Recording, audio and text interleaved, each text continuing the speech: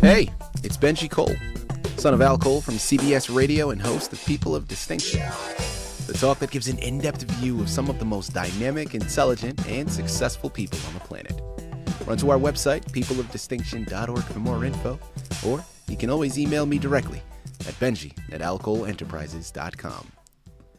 And on the line with us today, we have Christopher Laramie, and we're going to be discussing his amazing book, Rabbit's Poetry. That's available for purchase through Amazon as well as barnesandnoble.com. And people, Christopher was brought to our network, People of Distinction, by some of the best publishers in the business. Media Literary Excellence. Now, if you or anyone you know have a book that they'd like moved, I'm telling you, people, give yourself the best gift you could possibly give. Contact Media Literary and have their wonderful team move it for you. You can find out more information on them at MediaLiteraryExcellence.com. And listen, it is an absolute pleasure to have Chris here on the line with us. Chris, first and foremost, man, welcome to People of Distinction, and thank you very much for being a guest with us today. How are you doing? I'm doing good. Fantastic. Wonderful. Well, listen, it's truly a pleasure having you as a guest here with us, Chris.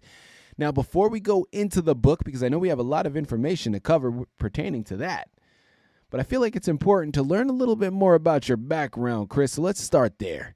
Tell myself and tell our listening audience a little bit more about yourself. I like the outdoors. I like fishing. I'm a proud father. I'm an Iraq war veteran. I was a paratrooper in the orders unit.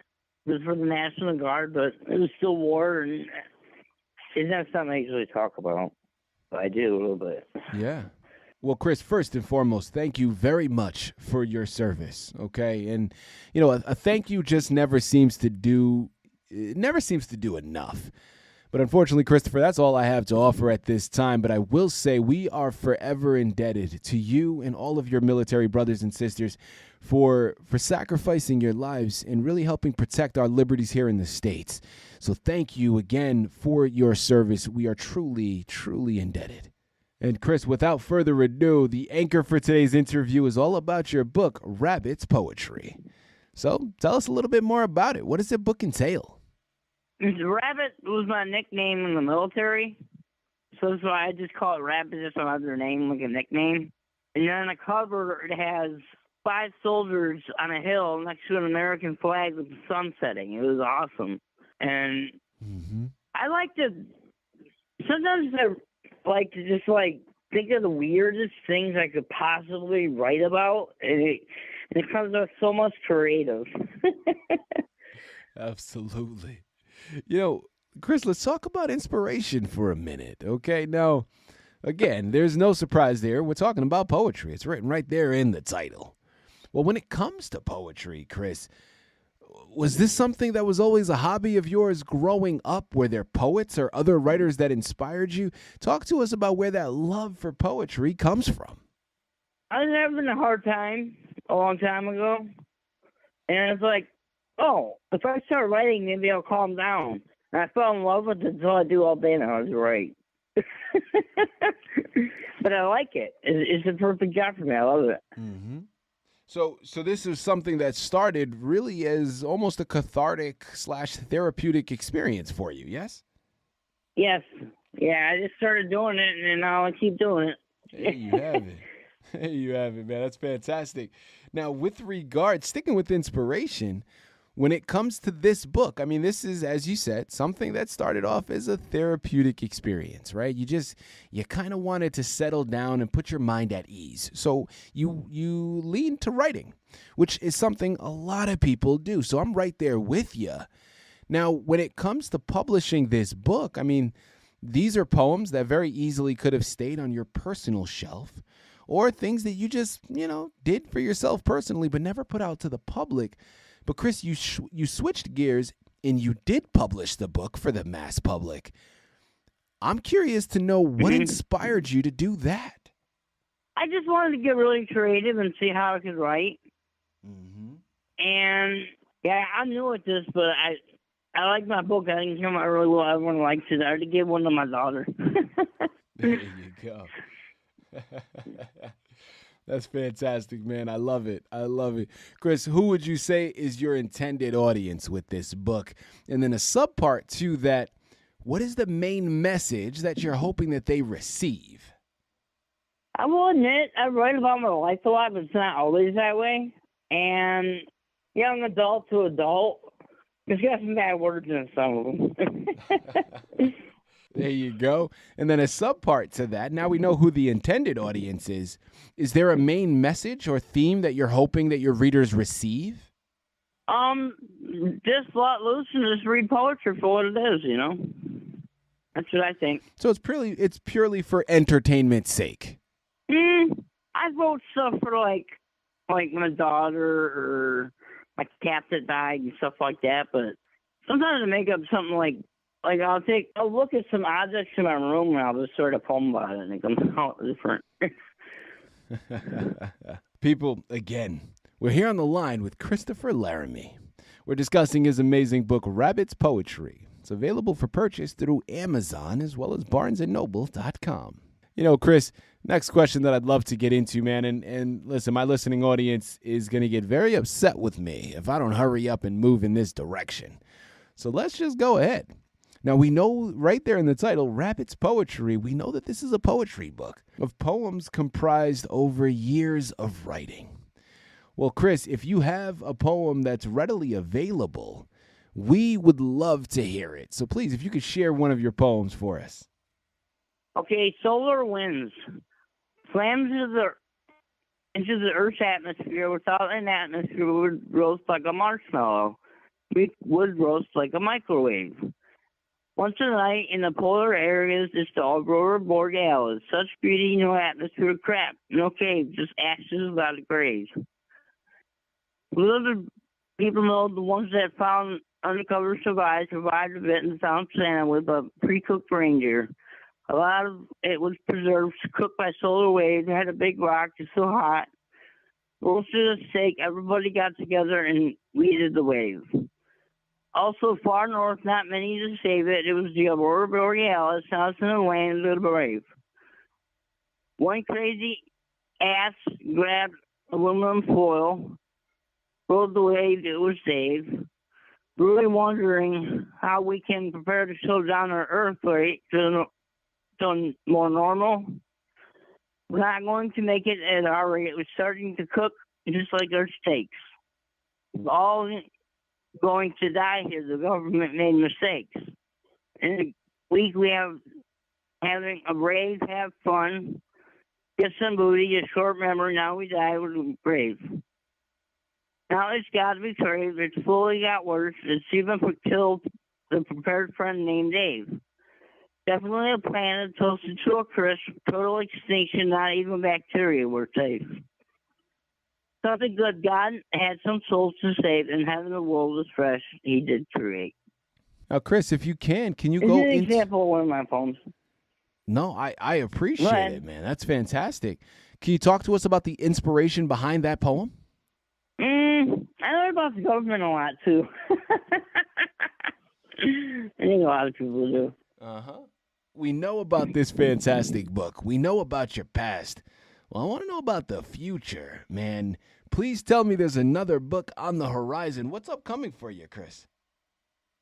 I just sent one in. It was like 200 pages, and they got to go through it and all that. And then I've been working on my second book, which is quite a lot of work, but it's what it is. Now, are these poetry books, or are you switching gears, writing fictional narratives? What type of books are they?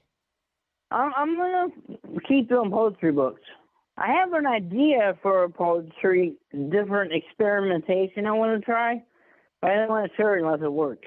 There you go. I'm trying to think outside the box on my poem, something totally different. Yeah. Got to stay ahead of the curve, man. Keep something original and fresh coming out. I love it.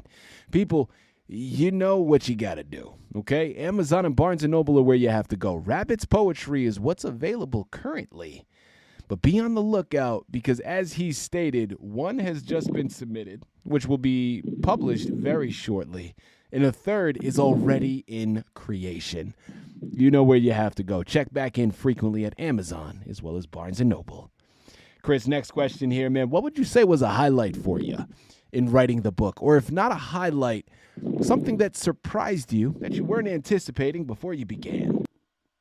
I just got into it. I love it so much. And then, like, I write a poem for family or a dog died or whatever, and I write poems for people instead of giving them flowers. Short, sweet. But I can't to the always point. publish some things because it's personal with family and stuff, you know? Right. Yeah, no, of course. You got to be careful. You know, Chris, as we start to close out of this fantastic interview, man, I could think of no better way to close out of this wonderful interview than with another one of your fantastic poems. So please, if you have another one ready to pull from myself, my listening audience, we are all ears. Okay. A spy in disguise. All of his life, he wanted to be a spy. He joined the military and fought in Iraq. He was infantry, also almost lost his life. Seriously, he remembers his friend losing her life, full of strife, cried like she was a wife. PTSD was so bad I almost slit my wrist, kept the knife and bayonet the sharpest used, slicing muscles all night. Yep, come home and cried at night, and when the sun was up, his tears simmered bright. I came home, went through the emotional night. ETS was happening tonight. Iraq was hell. After getting home, I flipped, had a flashback, and caught a friend. Now, someone met me in a bar at night. Whatever I said, the guy met him in a quiet place. Use your PTSD for a job you might like. He whipped out a badge. It's the CIA. You're invited to become a spy. I started to cry and ended up in a bar fight, no delight. Do you wish to change your life? Use your PTSD in disguise. However, no family. Your friends will be CIA. You will be all over the world with friends, and we need to get intelligent about China before you need to speak Chinese. You have one partner. She's Chinese. You're undercover. You're a husband and wife. It's important to need to spy on China's nuclear warhead. Intelligence reports groups of upcoming attacks on the U.S. If the both we do, husband and wife can link up with the snipers. Tonight will save millions of lives. SOCOM is involved. They are sending special forces in Delta, and the troubleshooting is allowed. Take 5, the wife, and filter the location of the nuke. Try change its destination in the middle of the Pacific Ocean. No bribes. All out of ammo. Use knives. Going to the PG, rode up one of the few Black Hawks. Went and debriefed with higher up command. And then twisted off to the U.S. and landed in the Pacific. Sent over a tsunami that was over 100 feet tall, killed innocent people. Anyway, wasn't wise. Useless and stopping the wave, the whole Pacific was slammed. Even way the trade tragedy was slight. The heat on the coast, every way you look at it, a lot of people died tonight. So bad the whales and sharks were dead on top of the mountains. L.A. was a massive grave site. Even though a tsunami happened, it was less bad than multiple going off inland sites. We tried all of my might. The salt water caused the die of blight. Wow. This is profound because you can see the vivid imagery within his poems, but you can also, after knowing a little bit about Christopher's background, you can see the inspirations from his real life and then the creative one. And you can see the way those bridges were formulated. I am here for it. I love it. People, I'm going to say it for you once again. Amazon, Barnes & Noble are where you have to go. Rabbit's Poetry is the book that you need to pick up right now, but make sure to check back in frequently because as he stated, there's another 2 on the horizon.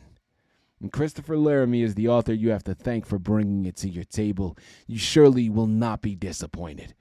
A fantastic book to add to your shelf, an even better gift to add to someone else's. Chris, this has been such a pleasure, man. True honor.